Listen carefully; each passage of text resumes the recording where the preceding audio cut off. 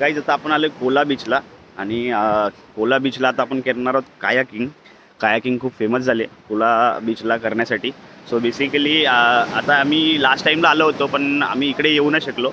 आम्ही बटरफ्लाय बीचला गेलो होतो सर, तो त्याच्यामुळे आम्हाला लेट झाला त्यामुळे आम्ही इकडे येऊ नाही शकलो. तर आता आम्ही इकडचा एक्सपिरियन्स घेणार आहोत कसं आहे. तर तुम्हाला दाखवतो बॅकचं व्ह्यू काय आहे इकडे.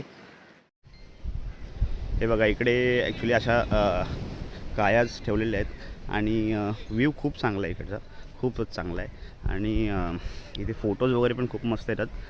आणि एक साऊथ गोवामध्ये हा एक चांगला पॉईंट आहे की तो तुम्ही करायला विसरू नका. आणि इथलं म्हणजे क्राऊड बघायला गेलं तर आता जास्त क्राऊड नाही आहे. बेसिकली लोक आता इकडच्या बीचला यायला जास्त करून लागलेली आहेत, कारण सगळ्यांना माहिती आहे, सगळ्यांना रील्समध्ये सगळ्यांनी बघितलेलं आहे. तो बेसिकली ह्या बीचला सगळेजण आता विजिट करतात. सो आता आपण कायाकिंग करणार आहोत. तर मी दाखवतो तुम्हाला कायाकिंग आपण कसं करणार आहोत, काय एक्सपिरियन्स काय कसं आहे.